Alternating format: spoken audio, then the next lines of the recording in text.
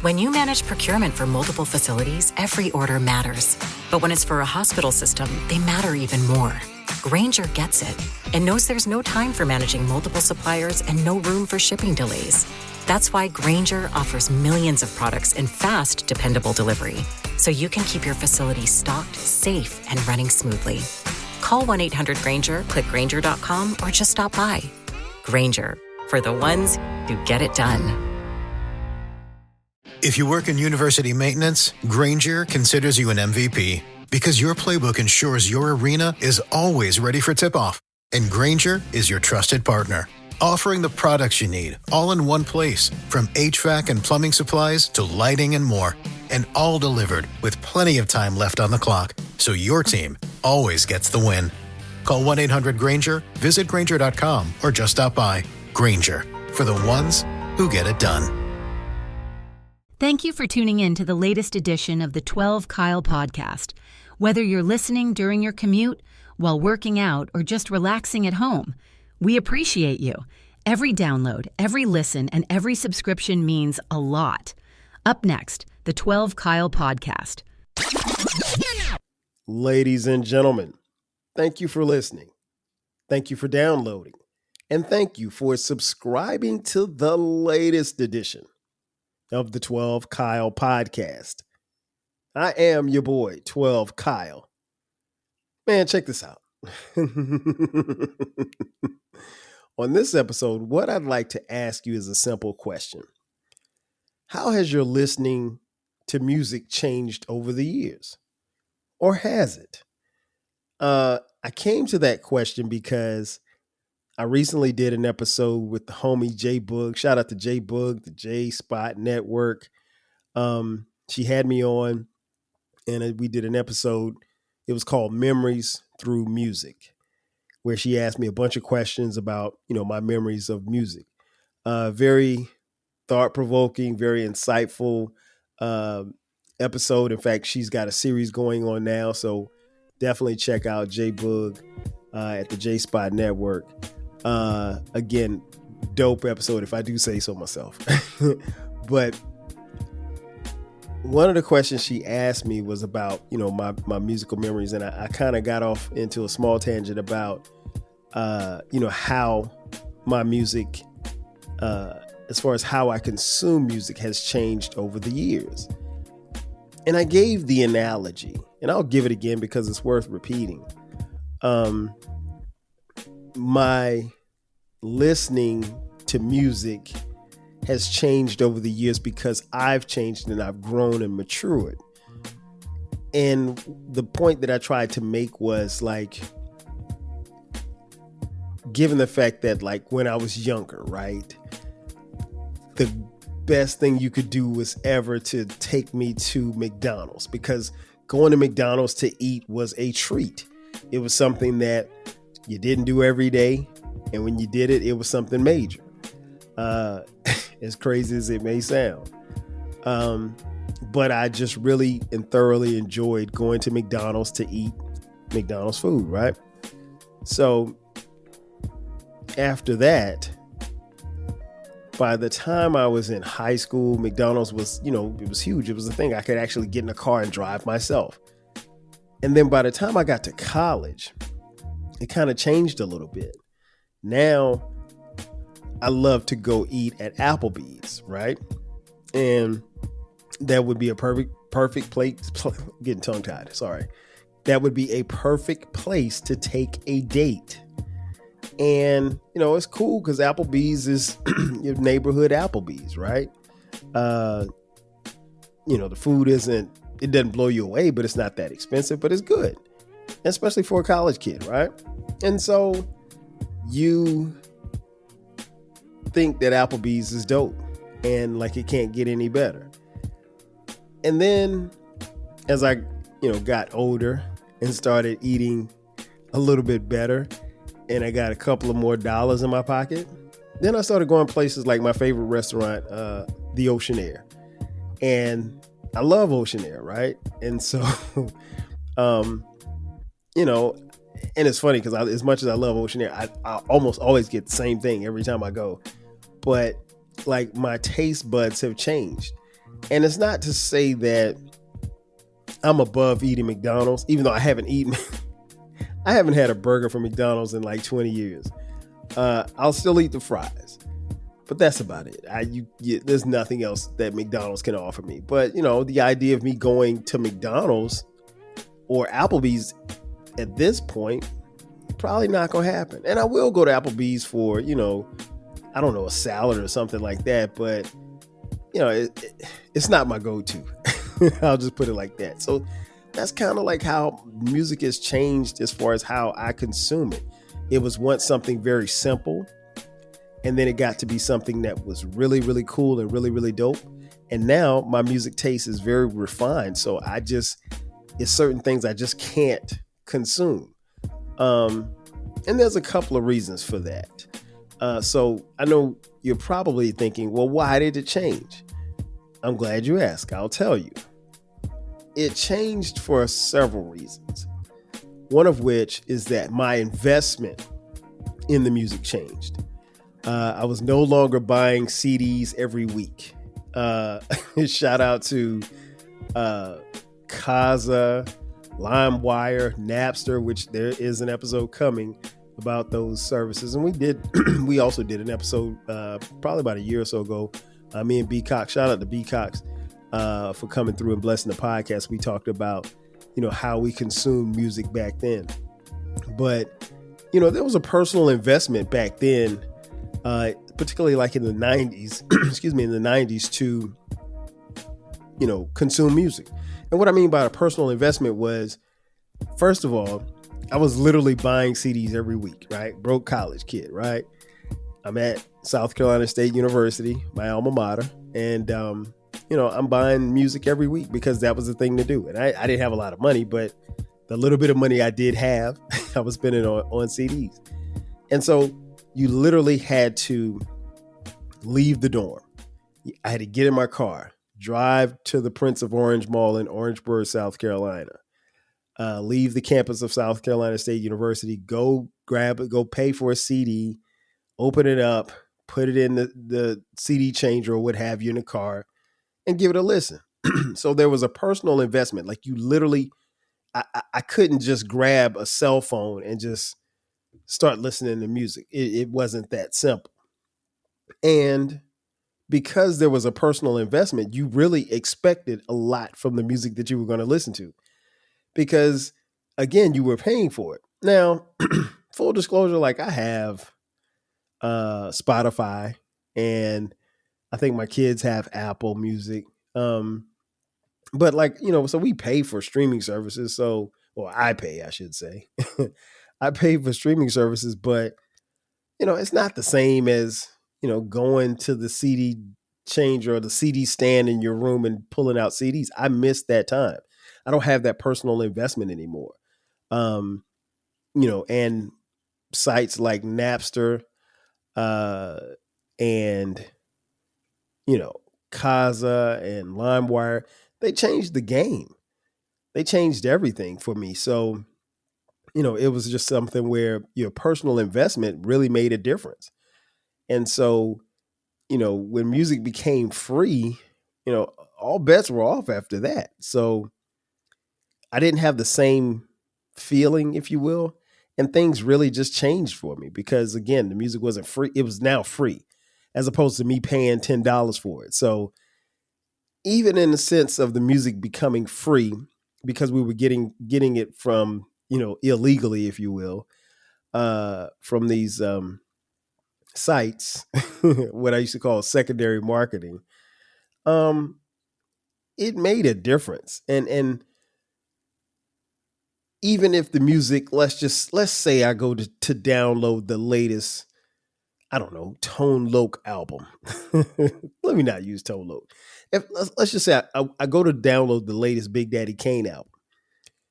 If I log into Kazaa and I download it off somebody else's computer to my computer, and it takes a long time for that to happen. But once, I set my thing and I go to sleep and wake up the next morning, I got the new Big Daddy Kane album. And let's say it's just mid. Let's say it's not that good. Well, I haven't invested anything into that album. I mean, simply put, no harm, no foul. The only thing that happened was it just took me time to download it. But if the album's not good, it's no big deal to me. And wherein in years past, if I had paid for the Big Daddy Kane CD, and let's just say it was whack, oh, I'm mad as hell because now I'm pissed off. I've wasted $10, right? And I can't afford to waste $10. I'm not going to waste my money on music. So that was one of the ways that it changed, because my listening changed because of my personal investment or lack thereof into the music. Another way that it changed was the quality of music kind of declined. Well, actually, I can't say kind of. It declined. I think the music, particularly rap music and R&B music, it really became oversaturated. The market really just became oversaturated. And I'll use an artist like Lil Wayne. Lil Wayne, it's so interesting to hear people talk about Lil Wayne because Lil Wayne's mixtape run was incredible. There may not be another hip hop artist that had the kind of run that Lil Wayne had as a mixtape when he was putting out hundreds of mixtapes. Not hundreds, but you get my point. But the flip side of it is that the music was so readily available that it kind of washed everything out, because like you were constantly getting music. So in a lot of ways, people couldn't keep up, because Lil Wayne would drop a mixtape, then 50 Cent would drop a mixtape, and then Jay-Z might drop a mixtape, and then Nas might drop a mixtape. And so like it became an avalanche. And, simply put, an artist like Wayne, when you produce music like that at a rapid pace, you really don't give the audience a chance to miss you. And I think that's key, because if you think back to before the internet, your favorite artist might put out an album in, let's say, 1995, right? They put out the album. Maybe they go on a tour for a year or two. They tour the United States, then they tour the world. If it's successful, maybe they jump on a remix or something like that. But you probably won't get another album from them for another 2 or 3 years.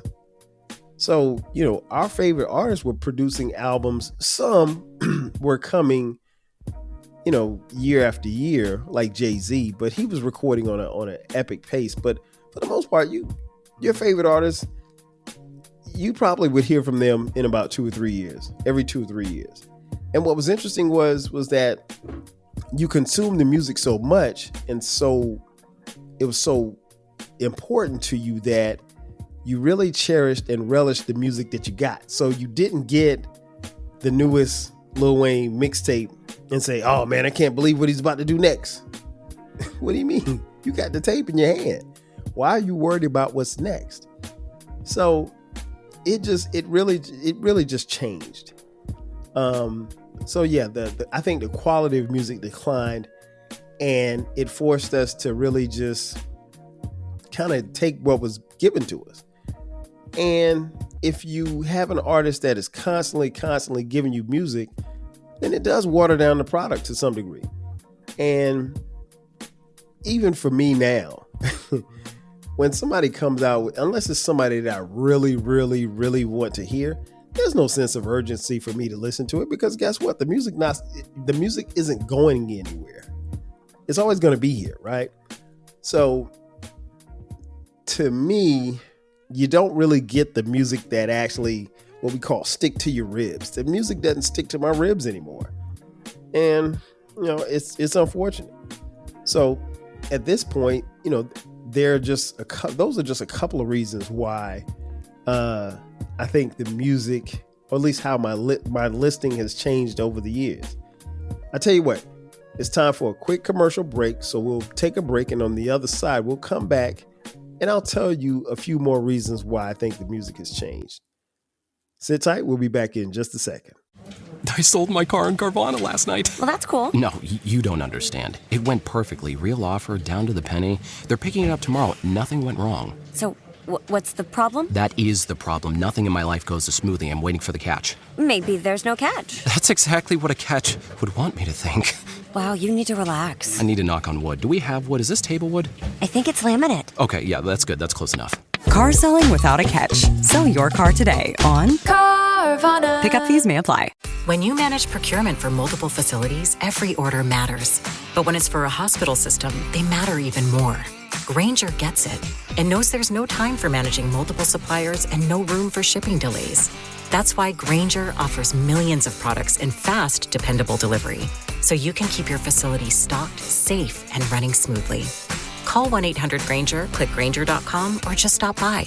Grainger, for the ones who get it done.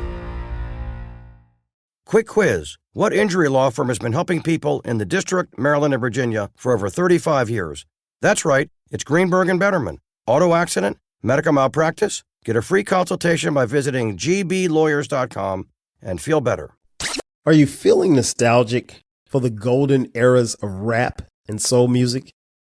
If so, tune in to the Rap Soul Podcast. We are your weekly journey through the 80s, 90s, and 2000s, spotlighting the music and the hidden gems that shaped the soundtrack of our lives. From the powerful beats to the soulful melodies, we bring you the best of the past with fresh insights and stories. Rediscover the music that defined a generation. Subscribe to the Rap Soul Podcast and enjoy the vibes. And just like that, we are back. Thanks again for checking out this edition of the 12 Kyle Podcast. I am your boy, 12 Kyle. As I mentioned before we went to the break, I wanted to give you a couple of more reasons as to why I think my listening has changed over the years, and maybe yours has too. But I definitely want to hear from you as to whether or not your listening has changed as far as how you consume music. Number 3 point that I'd like to make is I personally think that the record labels stopped caring about the music. It really became a point of, okay, we've got this music out here, right? And we need to figure out how we're going to profit off of it. Because the thing about it was when you had these illegal sites like Kazaa and LimeWire and Napster, what happened was they stopped making music. Record labels stopped making music because now all of the music is being pushed in a different direction and fans are getting it for free in essence. And they're no longer going to Best Buy or Radio Shack, going to a record store and purchasing music. They were, going like what I was doing, going to Best Buy, buying a bunch of blank CDs so that when I download the new Big Daddy Kane or the new Nas album or the new Mary J. Blige album, I can download it to my computer, burn it to a CD in my hard drive, and now I have the physical copy of a CD that I only paid, $10 for 10 CDs, 10 blank CDs. I mean, it's a killer. It was a game changer. So I think record labels and the fans for that matter too, I can't put it all on the record labels. I think they both stopped caring. And like I said, when you give fans but so much, they have an overabundance of stuff here, then they have no reason to care about it as much as you would like them to. And I think that was part of the downfall. And then it got to a point where with music, as far as how I was consuming it and my listening pleasure or displeasure with the artists, especially as the internet advanced and social media became a thing, it really became, for some of these artists, it became about everything but the music. Like you could get on Twitter and see what your favorite artist was eating or drinking for breakfast. And you can see them turning up in the club. You can see them promoting all kinds of brands.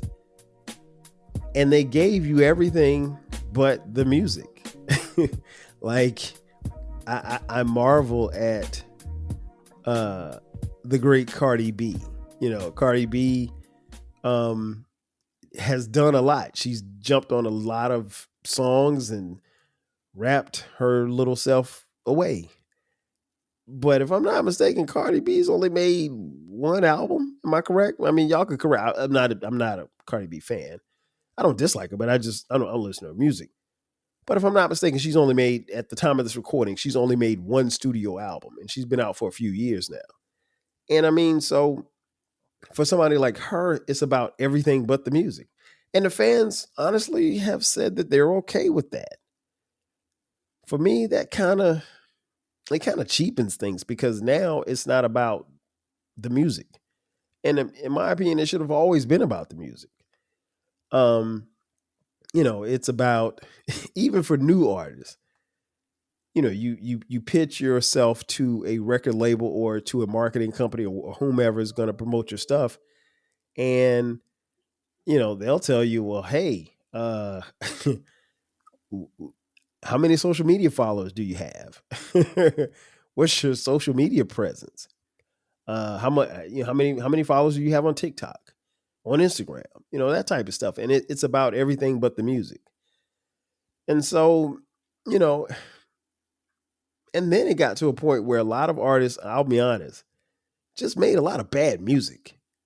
And here's the thing, as fans, we were okay with it. And therein lies the problem. Because if we're never okay with our favorite artists making bad music, then there's a problem. They have to step their game up. Because, see, again, and I don't want to compare everything to the 80s and the 90s and the 70s, but the difference was, if you did not produce a good album, you could and would get dropped from your label.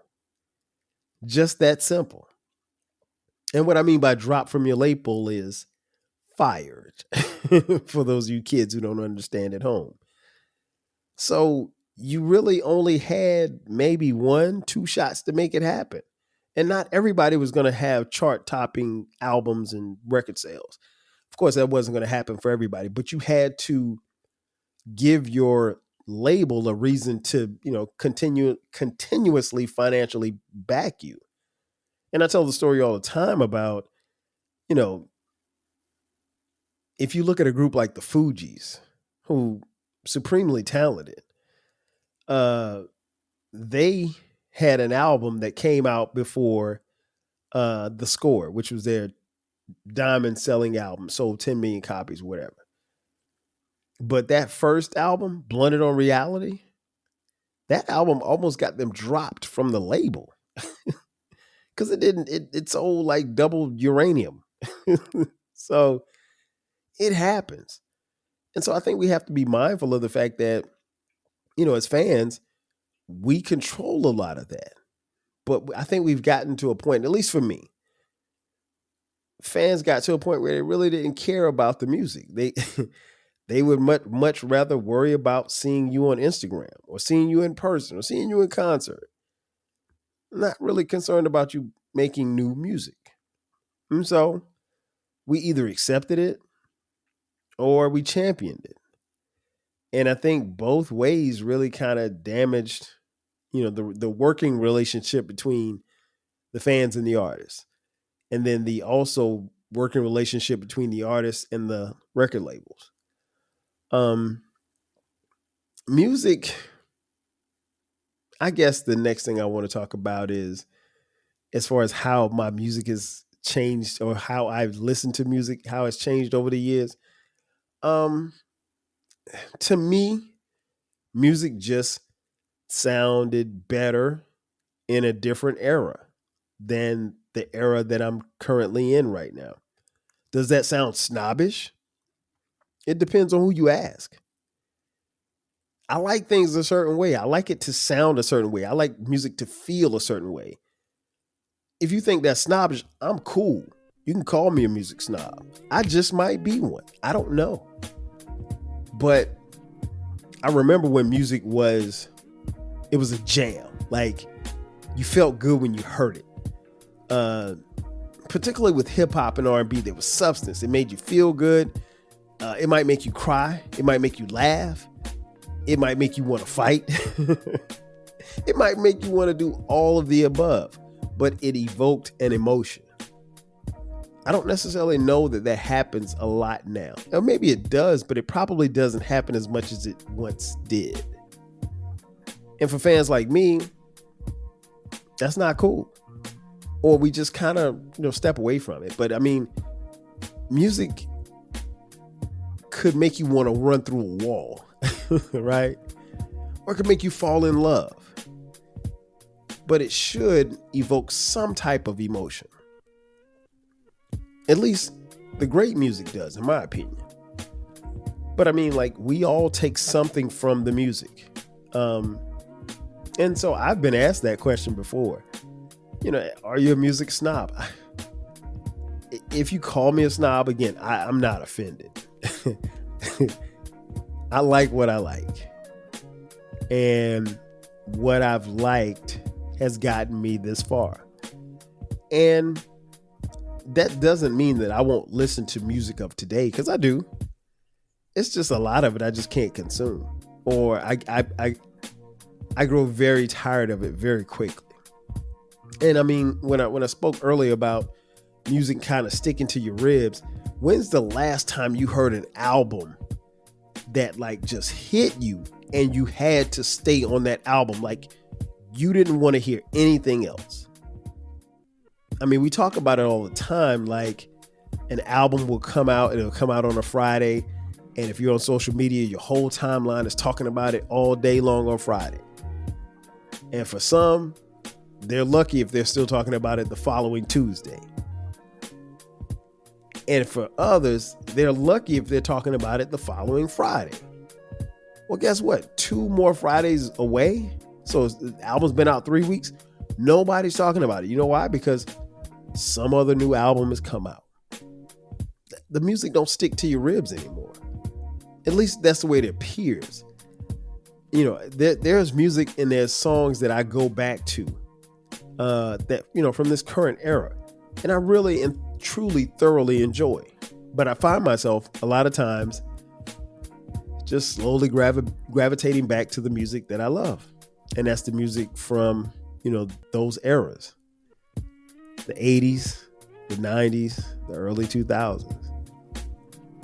And again, it's not to say that I won't listen to something that came out last week, because I have, and I do. A lot of it, not all of it, but a lot of it doesn't stick to me. And from what I can tell, a lot of it doesn't stick to you either. Then that's cool. That is totally fine. But yeah, I've been asked a question about being a music snob, and trust me, it's not a question that offends me at all. I could venture to say that I probably am. And I'm perfectly fine with that. Perfectly fine with that. But ultimately, I think, it's something that we have to figure out for ourselves. And so it brings me back to the original question that I posed at the beginning of this episode. How has your music listening changed over the years, or has it changed? For me, it clearly has, and I'm okay with it. I've settled upon the fact that, nobody's making Ribbon in the Sky anymore. like Stevie Wonder. Nobody's making Stay from like Jodeci. Nobody's rapping like Biggie. Nobody's bringing you the charisma of Nipsey Hussle anymore. Everybody's different, and that's okay. And that's what it should be. There are no more Tupacs. He was a one of one. He truly was a one of one. There are no more Ice Cubes. But they're different versions.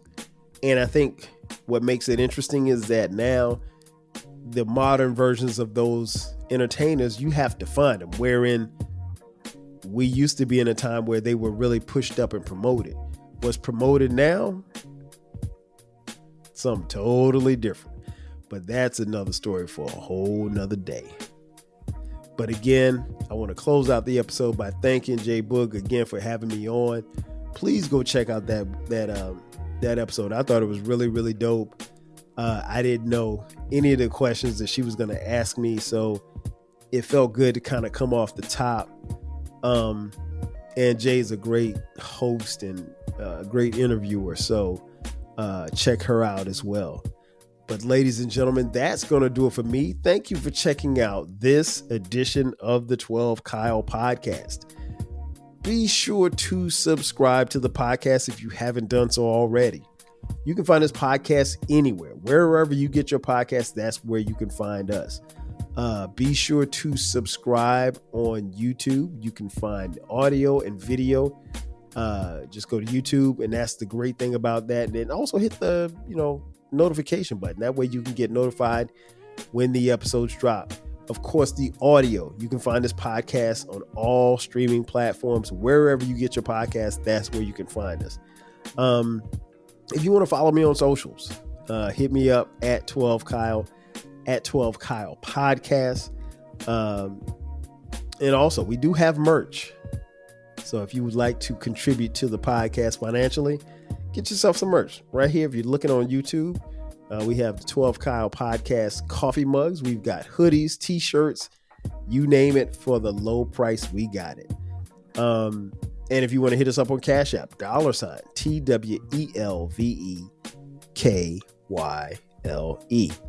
And before I go, let me remind you, I have a new baby. Not literally, but I have a new baby. It's called the Rap Soul Podcast. It is a brand new podcast that I just started. Do yourself a favor. Do me a favor. Go over there, subscribe. You can find it wherever, just the same way you find the 12 Kyle Podcast, YouTube as well. The Rap Soul Podcast. I call it the intersection of rap music, soul music, hip hop music, R&B music from the 80s, 90s, 2000s. We got album reviews. We got artist features. We got just great conversations over there. It just started. So do me a favor. Do yourself a favor. Subscribe.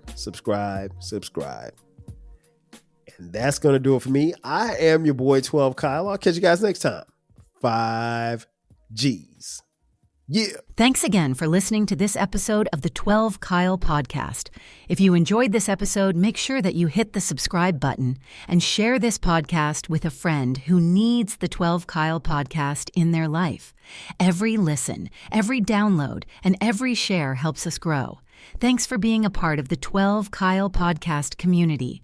We appreciate your support. We will catch you next time. 5,000. When you manage procurement for multiple facilities, every order matters. But when it's for a hospital system, they matter even more. Grainger gets it and knows there's no time for managing multiple suppliers and no room for shipping delays. That's why Grainger offers millions of products in fast, dependable delivery, so you can keep your facility stocked, safe, and running smoothly. Call 1-800-GRAINGER, click Grainger.com, or just stop by. Grainger, for the ones who get it done. If you work in university maintenance, Grainger considers you an MVP because your playbook ensures your arena is always ready for tip-off. And Grainger is your trusted partner, offering the products you need all in one place, from HVAC and plumbing supplies to lighting and more, and all delivered with plenty of time left on the clock, so your team always gets the win. Call 1-800-GRAINGER, visit Grainger.com, or just stop by. Grainger, for the ones who get it done.